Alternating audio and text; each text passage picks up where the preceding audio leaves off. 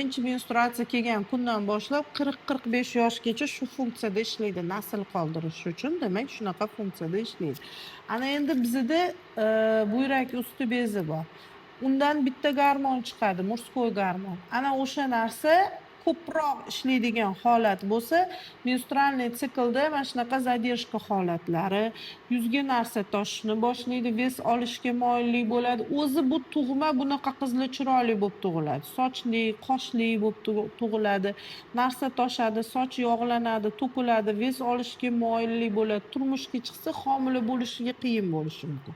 UZI qilganimizda bu kartinani ko'ramiz. Follikularlar ko'payib ketadi. Bunaqa qizlar ko'proq buyragidan muammolarga shikoyat qiladi. Nimaga? Chunki mana shu follikularlar ko'payib ketgani buyragiga nagruzka beradi. O'zini joyiga sig'may qoladi. Juda ko'payib ketsa, hozirgidagi sen aytgandagi orqa teshikka bosim berib og'riyapti deyapsa. Ana o'shada ham bu og'riq ko'proq kistaga yoki vneumatичный беременностьga ham xos og'riq hisoblanadi. Yoki malый tazda bitta kista bo'lib, u yorilib, suyuqligi ko'paysa ham shunaqa og'riq beradi. Shuning uchun bitta UZI qilamiz. Sen qiz bolasan, qo'lni tiqib vaginalni ko'rishning imkoniyati yo'q. UZI qilib berasan, keyin bitta xulosaga kelamiz. Xo'p.